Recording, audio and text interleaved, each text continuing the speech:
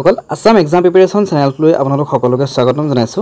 আজি আমি জিকে সিৰিজৰ পাৰ্ট নম্বৰ 4 হয়। আমি ইয়াত আজি টোটাল 20টা কোৱেশ্চন ডিসকাস কৰিম। বহুত ইম্পৰ্টেন্ট হয়। আপোনালোকে ম্যাথছৰ কাৰণে আপোনালোকে যদি মেইন এক্সাম ওৰিয়েন্টেড কোৱেশ্চন বিচাৰি আছে তেন্তে এই চেনেলটো ফলো কৰিব পাৰে। মই বেসিক লেভেলৰ পৰা ম্যাথছৰ ক্লাছ দি আছো, এইখিনি চাব, প্ৰেক্টিস কৰিব। আৰু এখন বুকৰ পৰা দিছো বহুত ইম্পৰ্টেন্ট বুক এসএসসি লেভেলৰ কোৱেশ্চনে আমাৰ এডিআৰই এক্সামত আহে। একদম ৰুল ওয়াইজ দিয়া আছে, আপোনালোকে সেইখিনি চাব। মই ডেসক্ৰিপশনত লিংকটো দি দিম বা আপোনালোকে চেনেলত গৈ পেলাই মই প্লেলিষ্ট কৰি থোৱা আছে তাত গৈ চাবগে। ওকে, আজি আমি কোৱেশ্চনলৈ আহিছো। জিকে সিৰিজৰ আমাৰ আজিৰ পাৰ্ট নম্বৰ 4 বহুত ইম্পৰ্টেন্ট কোৱেশ্চন আছে এইখিনি। আজি আমাৰ প্ৰথমটো কোৱেশ্চন 46 কোপো ফুল is adopted as the state flower of Assam on. অৰ্থাৎ কোপো ফুলক অসমৰ ৰাজ্যিক ফুল হিচাপে স্বীকৃতি দিয়া হয় কেতিয়া? ইয়াৰ শুদ্ধটো হৈছে অপশন বি 2003 চনত। 2003 চনত অসমৰ ৰাজ্যিক ফুল হিচাপে কোপো ফুলক স্বীকৃতি দিয়া হয়। আৰু এবাৰ এটো আহিব পাৰে কাৰেণ্ট এফেয়াৰ্ছৰ হিচাপে আহিব পাৰে যে আমাৰ এতিয়া বৰ্তমান ৰাজ্যিক ফল কি হিচাপে স্বীকৃতি দিছে? ৰাজ্যিক ফল হৈছে নেমু, অৰ্থাৎ কাজি নেমু। ওকে, কাজি নেমু হৈছে অসমৰ কি হয় ৰাজ্যিক ফল। আৰু এই ৰাজ্যিক ফল হিচাপে কেতিয়া স্বীকৃতি দিছিলে? মৰখাব ফেব্ৰুৱাৰী মাহৰ 13 তাৰিখে 13 ফেব্ৰুৱাৰী 2024 বা চনটো মৰখালে হ'ল যে 2024 চনৰ ফেব্ৰুৱাৰী মাহত কাজি নেমু কি হয় ৰাজ্যিক ফল হিচাপে স্বীকৃতি দিছে অসমৰ। Question number 27 which state is known as the land of red river and the blue hills? কোনখন ৰাজ্যক ৰঙা নদী আৰু নীলা পাহাৰৰ ভূমি বুলি জনা যায়? এয়া হৈছে অপশন বি আসাম। অৰ্থাৎ আমাৰ অসমক ৰঙা নদী আৰু নীলা পাহাৰৰ ভূমি বুলি জনা যায়। অসমত কি হয় আমাৰ ব্ৰহ্মপুত্ৰ নদীৰ বাবে আৰু লগতে ইয়াৰ অনন্য ভূপ্ৰাকৃতিক অৱয়বৰ কাৰণে অসমক কি হয় ৰঙা নদী আৰু নীলা পাহাৰৰ ভূমি বুলি জনা যায়। আৰু ইয়াৰ লগতে জানি থওক পাঞ্জাবক কি হয় লেণ্ড অফ ফাইভ ৰিভাৰ বুলি জনা যায়। কি কাৰণে? কাৰণ ইণ্ডুছ ৰিভাৰৰ 5খন প্ৰধান যি উপনৈ আছে সেই উপনৈখন পাঞ্জাব ষ্টেটখনৰ মাজেৰে বৈ গৈছে আৰু সেইকেইখন হৈছে সুতলেজ, ওকে, ৰবি, বিয়াজ, চেনাব আৰু জেলাম। আৰু এইকেইখন পাঞ্জাবৰ মাজেৰে বৈ যোৱাৰ বাবে কি হয় পাঞ্জাবক লেণ্ড অফ ফাইভ ৰিভাৰ্ছ বুলি জনা যায়।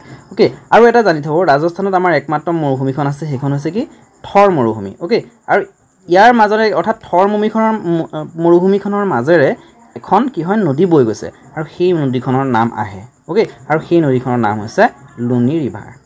আৰু মই খাব লুনি ৰিভাৰক কি হয় ইণ্টাৰ ৰিভাৰ বুলিও জনা যায়, ইণ্ডিয়াৰ ইণ্টাৰ ৰিভাৰ বুলিও জনা যায়। অৰ্থাৎ আমাৰ ভাৰততেই উৎপত্তি হৈছে আৰু ভাৰততেই শেষ হৈছে।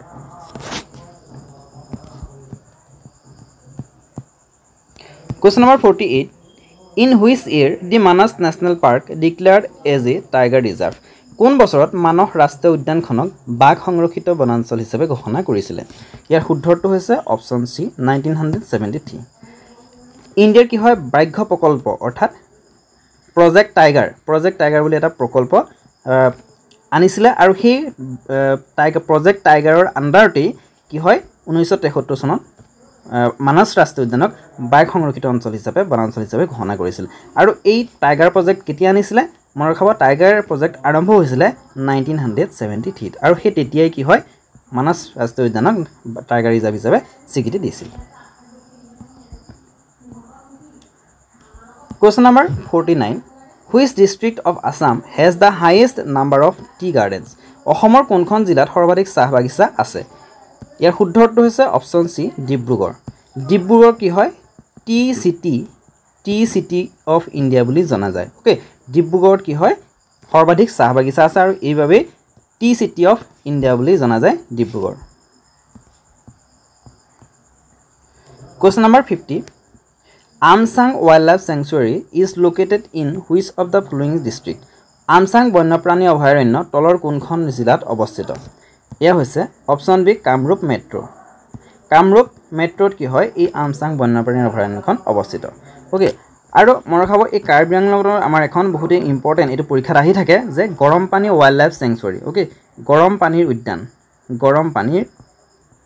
ৱাইল্ড লাইফ চেংচুৰী ক'ত আছে?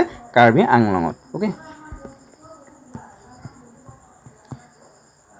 Question number 51 Which of the following river is known as Kameng in Arunachal Pradesh? তলৰ কোনখন নদী অৰুণাচল প্ৰদেশত কামেং নামেৰে জনা যায়? ওকে, এয়া হৈছে অপশন বি জিয়া ভৰলী। জিয়া ভৰলী নদীখন কি হয় অৰুণাচল প্ৰদেশৰ মাজেৰে বৈ আহি পেলাই আমাৰ অসমৰ মাজেৰে বৈ গৈ পেলাই ব্ৰহ্মপুত্ৰত পৰিছে গৈ অৰ্থাৎ জিয়া ভৰলী হৈছে ব্ৰহ্মপুত্ৰৰ এখন উপনৈ আৰু এই নদীখন অৰুণাচল প্ৰদেশত কামেং নদী হিচাপে জনা যায় আৰু লগতে মনত ৰাখিব সুবনশিৰিখনো অৰুণাচল প্ৰদেশৰ মাজেৰে বৈ আহিছে আৰু সুবনশিৰিখন ব্ৰহ্মপুত্ৰৰ লাৰ্জেষ্ট বা লংগেষ্ট বা লাৰ্জেষ্টটো হয় ট্ৰিবিউটৰি হয় অৰ্থাৎ লংগেষ্ট বা largest tributary of Brahmaputra Subansiri Question number 52 When did Kaziranga declared as a UNESCO World Heritage Site? Kaziranga কেতিয়া ইউনেস্কোৰ বিশ্ব ঐতিহ্য ক্ষেত্ৰ হিচাপে ঘোষণা কৰিছিল ইয়াৰ শুদ্ধটো হৈছে অপচন বি 1985 1985 চনত ওয়াৰ্ল্ড হেৰিটেজ সাইট হিচাপে ঘোষণা কৰিছিল কাজিৰঙাক আৰু 1985 চন ওকে আৰু 1974 ত কি হয় নেশনাল পাৰ্ক অৰ্থাৎ ৰাষ্ট্ৰীয় উদ্যান হিচাপে স্বীকৃতি দিছিল আৰু এটো মনত ৰাখব যে কাজিৰঙা ৰাষ্ট্ৰীয় উদ্যানখন এখন টাইগাৰ ৰিজাৰ্ভ কৰা হৈছে আৰু সেই টাইগাৰ ৰিজাৰ্ভ হিচাপে কেতিয়া স্বীকৃতি দিছিল 2007 ত স্বীকৃতি দিছিল ওকে 2006 বুলি আছে কিছু ক্ষেত্ৰত কিছুমান 2007 বুলি আছে ওকে আপোনালোকে যেটো অপচন হয় হেতু ঠিক কৰিব একচুয়ালি 2006 ত ডিক্লেয়াৰ কৰিছিল কিন্তু গভতে স্বীকৃতি দিছিল 2007 ত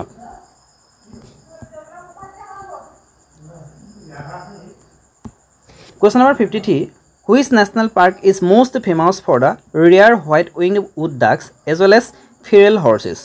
বিৰল বগা পাখি থকা কাঠহাঁহৰ লগতে অৰ্থাৎ আমাৰ যি ষ্টেট বাৰ্ড হয় আমাৰ অসমৰ ৰাজ্যিক পক্ষী কি হোৱাইট উইংড উড ডাক ওকে আৰু লগতে বন্য ঘোঁৰাৰ বাবে কোনখন ৰাষ্ট্ৰীয় উদ্যান আটাইতকৈ বিখ্যাত অৰ্থাৎ এই দুইবিধ বিৰল প্ৰজাতি অৰ্থাৎ চৰাই আৰু জন্তু পোৱা যায় এখন ৰাষ্ট্ৰীয় উদ্যানত হেখন কি হেখন হৈছে ডিব্ৰু-চৈখোৱা নেশনাল পাৰ্ক ওকে আৰু এই ডিব্ৰু-চৈখোৱা নেশনাল পাৰ্কখন ক'ত আছে ডিব্ৰু-চৈখোৱা নেশনাল পাৰ্কখনে দুখন ডিস্ট্ৰিক্ট সামৰি আছে হেয়া হৈছে ডিব্ৰুগড় আৰু Tinsukia Question number 54 How much land of Assam has been occupied by forest অসমৰ কিমান ভূমি বনাঞ্চলেৰে আগুৰি আছে ইয়াৰ শুদ্ধটো হৈছে অপচন সি 34.21% ওকে অৰ্থাৎ অসমৰ জিমান মাটি আছে 78438 বৰ্গ কিলোমিটাৰ যি মাটি আছে তাৰে 34.21% বনাঞ্চলেৰে আগুৰি আছে ওকে আৰু এটো মন ৰাখাব টোটাল ইণ্ডিয়াৰ জিমান মাটি কালি তাৰে 2.4% আমাৰ অসমৰ ওকে অৰ্থাৎ গুটে আমাৰ ভূখণ্ডৰ ভাৰতৰ ভূখণ্ডৰ 2.4% অসমে কভাৰ কৰিছে Question number 55 Which is the largest south bank tributary of river Brahmaputra Brahmaputra নদীৰ দক্ষিণ পাৰৰ সৰ্ববৃহৎ উপনৈ কোনখন দক্ষিণ পাৰৰ ইয়াৰ শুদ্ধটো হৈছে অপচন এ কপিলি হৈছে ব্ৰহ্মপুত্ৰৰ দক্ষিণ পাৰৰ আটাইতকৈ সৰ্ববৃহৎ উপনৈ যদি কয় যে অনলি দক্ষিণ বা উত্তৰ বুলি নকৈ পেলা যদি কয় যে ব্ৰহ্মপুত্ৰৰ সৰ্ববৃহৎ উপনৈ কোনখন হেখন হৈছে সুবনশিৰি ওকে হেখন হৈছে সুবনশিৰি আৰু যদি উত্তৰ পাৰ বুলি কয় হেখন সুবনশিৰি হ'ব আৰু দক্ষিণ পাৰ বুলি ক'লে কপিলি হ'ব আৰু মনৰ খাব এই ডিগাৰুখন ক'ৰ পৰা ওলাইছে ডিগাৰুখন খাচী হিল মেঘালয়ৰ খাচী হিলছৰ পৰা ওলাইছে আৰু সেই তাৰ পৰা বৈ আহি পেলাই কপিলি নদীত লগ হৈছে আৰু কপিলি নদীত লগ হৈ পেলাই ব্ৰহ্মপুত্ৰত পৰিছে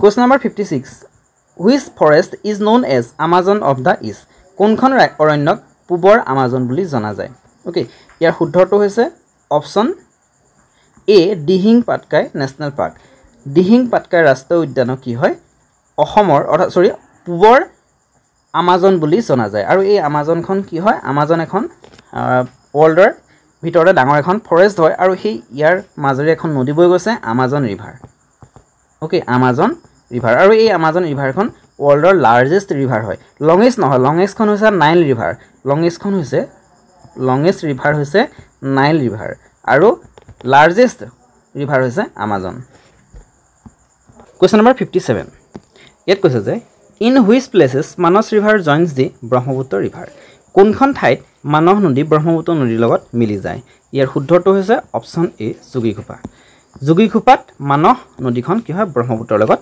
সংযোগ হৈ যায় অৰ্থাৎ মানস হৈছে ব্ৰহ্মপুত্ৰৰ এখন উপনৈ আৰু এইখন কোন সাইডৰ আছে উত্তৰ সাইডৰ অৰ্থাৎ নৰ্থ সাইডৰ উপনৈ Question number 58. Which of the following river also known as Surma River? তলৰ কোনখন নদীক সুৰমা নদী বুলিও জনা যায় ইয়াৰ শুদ্ধটো হৈছে অপচন ডি বৰাক বৰাক নদীখনক সুৰমা নদী বুলিও জনা যায় কেনৰে বৰাক নদীখন যেতিয়া বাংলাদেশত প্ৰৱেশ কৰিছে অসমৰ পৰা যেতিয়া বাংলাদেশত প্ৰৱেশ কৰিছে বাংলাদেশৰ বৰ্ডাৰৰ পৰা আগতেই দুখন নদীত ভাগ হৈ গৈছে এখনক কোৱা হয় সুৰমা আৰু আনখনক কোৱা হয় কুছিয়াৰা আকৌ যেতিয়া ই গংগা বা পদ্মা অৰ্থাৎ গংগা আৰু ব্ৰহ্মপুত্ৰ লগ হৈ পেলাই যি য'ত মানে অৰ্থাৎ বংগোপসাগৰ যেতিয়া পৰিছেগৈ তাৰ আগতে কি হয় সেইখন আকৌ সেই তাত পদ্মা নদীৰ লগত লগ হৈছে ওকে আৰু পদ্মাৰ লগত লগ হৈ পেলাই ক'ত পৰিছেগৈ বংগোপসাগৰত পৰিছেগৈ Question number 59 Jatinga famous for mass suicide of migratory birds in located in which district পৰিভ্ৰমী চৰাইৰ গণ আত্মহত্যাৰ বাবে বিখ্যাত জাতিংগা কোনখন জিলাত অৱস্থিত জাতিংগা কোনখন জিলাত অৱস্থিত হৈছে ইয়াৰ শুদ্ধটো হৈছে অপচন ডি ডিমা হাছাও ডিস্ট্ৰিক্টৰ এই জাতিংগা অৱস্থিত আৰু এই জাতিংগাখন এখন নদীও হয় জাতিংগা তাতে আছে আৰু সেই জাতিংগা নদীখন এখন কি হয় বৰাক নদীৰ এখন উপনৈ হয় মনত ৰাখিব বৰাক নদীৰ এখন উপনৈ জাতিংগা আৰু এই জাতিংগা অঞ্চলত কি হয় বিভিন্ন ধৰণৰ পৰিভ্ৰমী চৰাই আহে আৰু সেই চৰাইবিলাক কি হয় তাত মানে গছবিলাকত বা হেয়ত খুন্দা খাই পেলাই পৰি যায় অৰ্থাৎ তাত আত্মহত্যা কৰা বুলি মানে জনা যায় ওকে অৰ্থাৎ আত্মহত্যাৰ বাবে বিখ্যাত বুলি জনা যায় সেই ঠাইখন পক্ষীৰ Question number 60 Navagraha temple is located in which hills Navagraha মন্দিৰ কোনখন পাহাৰত অৱস্থিত এয়া হৈছে অপচন এ চিত্ৰাচল পাহাৰত নৱগ্ৰহ মন্দিৰ অৱস্থিত আৰু মনত ৰাখিব এই লুচা হিলছৰ কথাটো মেইনলি এই লুচা হিলছক কি হয় বৰ্তমান নামেৰে মিজোৰাম হিচাপে জনা যায় অৰ্থাৎ মিজোৰামৰ হিষ্টৰিকেল নেম আছিল লুচাই হিলছ মিজোৰাম ওকে মিজোৰামৰ হিষ্টৰিকেল নেম কি আছিল হেতু সোধে মনত ৰাখিব লুচাই hills Question number 61 Which district of Assam has highest literacy rate অসমৰ কোনখন জিলাত সাক্ষৰতাৰ হাৰ সৰ্বাধিক ইয়াৰ শুদ্ধটো হৈছে অপচন বি কামৰূপ মেট্ৰৰ সাক্ষৰতাৰ হাৰ সৰ্বাধিক আৰু ইয়াৰ মনত ৰাখিব নগাঁওখন কি হয় হাইয়েষ্ট পপুলেশ্যন ওকে আৰু যদি কওঁ যে highest population density population density ক্ষেত্ৰত কি হ'ব Dhubri okay Dhubri Question number 62 How many Ramsar site in Assam অসমত কিমানটা ৰামছৰ সাইট আছে ইয়াৰ শুদ্ধটো হৈছে অপচন এ এটা ৰামছৰ সাইট আছে আৰু হেতু হৈছে দীপৰ বিল okay Question number 63 How many countries shares international border with Assam অসমৰ লগত আন্তঃৰাষ্ট্ৰীয় সীমা কিমানখন দেশৰ লগত আছে ওকে অসমে আন্তঃৰাষ্ট্ৰীয় সীমা কিমানখন দেশৰ লগত ভাগ কৰিছে একচুয়ালি ইয়াত অপচন নাই দুখন দেশৰ লগত ভাগ কৰিছে মনত ৰাখিব সেইখন হৈছে বাংলাদেশ আৰু আনখন হৈছে Bhutan important Question number 64 Which of the following river originates from Naga Hills তলৰ কোনখন নদীৰ উৎপত্তি নগা পাহাৰৰ পৰা অৰ্থাৎ নগা পাহাৰৰ পৰা বৈ আহিছে আৰু ব্ৰহ্মপুত্ৰ নদীত পৰিছে অৰ্থাৎ ব্ৰহ্মপুত্ৰৰ এখন উপনৈ আৰু সেইখন হৈছে অপচন এ কপিলি নদীখন অপচন ভুল আছে এটো কপিলি নহয় actually Bhogdoi option C Bhogdoi নদীখন কি হয় নগা পাহাৰৰ পৰা বৈ আহিছে আৰু আমাৰ এই ভোগদৈ নদীখন জোৰহাটৰ মাজেৰে বৈ গৈ পেলাই ব্ৰহ্মপুত্ৰ নদীত পৰিছেহি Question number 65 Kaziranga National Park is located in which of the following district এটো ইম্পৰ্টেন্ট কোৱেশ্চন আহে পৰীক্ষাত কাজিৰঙা ৰাষ্ট্ৰীয় উদ্যান তলৰ কোনকেইখন জিলাত অৱস্থিত ইয়াৰ শুদ্ধটো হৈছে অপচন বি গোলাঘাট নগাঁও আৰু কাৰ্বি আংলং এই তিনিখন ডিস্ট্ৰিক্টৰ আৱৰি আছে এই কাজিৰঙা নেশ্যনেল পাৰ্ক ঠিক আছে আজিৰ কোৱেশ্চনখিনি ইমানেই আজি আমি টোটাল 20টা কোৱেশ্চন ডিসকাস কৰিলো যদি আপোনালোকে ভিডিওখিনি ভাল পাইছে লাইক কমেন্ট শেয়াৰ কৰিব আৰু লগতে যদি কোনোবা নতুন হয় তেনেহলে চেনেলটো সাবস্ক্ৰাইব কৰি দিব আৰু এটা কথা কওঁ যে মেথছৰ আমি কোৰ্স অৰ্থাৎ মেথছৰ আমি কোৱেশ্চন দি আছো ভিডিও দি আছো সেইখিনি আপোনালোকে চাব বহুত ইম্পৰ্টেন্ট হয় আৰু সেইখিনি যদি আপোনালোকে কন্টিনিউ কৰি যায় তেতিয়াহলে মেথছত আপোনালোকে যিমান নম্বৰ আহিব 30 বা 25 আহিব তাৰ ওপৰত 25 প্লাস পাবই ঠিক আছে ধন্যবাদ